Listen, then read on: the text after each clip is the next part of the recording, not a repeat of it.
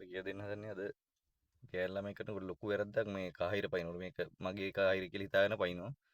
සමහරවිට මේ දැල්ල බැඳෙනවා මේ ග්ලාස් එකේ සමහරවිට ඩ්‍රයිවර්ට පේන්නේ නැහැ. මේ අඳුරු පාය ඇති ඇඳුමක් අඳන් ආවොත් එයාට පේන්නේ නැහැ. මේ පාන්දරට එහෙම කොහොමවත් පේන්නේ නැහැ. සමහර වාහන වල AC නැති වුණාන් පස්සේ ඒක ගොඩක් දුරට බලපානවා. ඒතකොට සමහරවල් හිතා ඉන්නවා මේ කහිරින් පැන්නාන් පස්සේ කමන්නේ මේ කාටවත් මූ කියන්න බෑනේ කියලා. එහෙම නැහැ. කහිරේ අනිවාර්යෙන් පයින්නොත් නම් අඳුරු වෙලාට කියමුකෝ අපි රෑ වෙලා වගේ පදිනවනම් රෑට වැඩ යනවා නම් ඒතර පාන්දර වැඩ ඇරලා එනවනම් මේ කහිර පයින්නවා අනිවාර්යෙන්.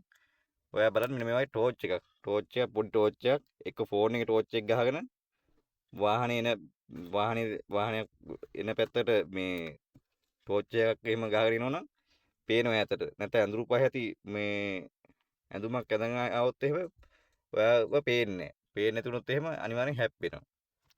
ඒ නිසා අනිවාර්යෙන් බලන්න ෆෝන් එකේ ටෝච් එක හරි ගහගෙන කහිර මාරු වෙන්න. Thank you.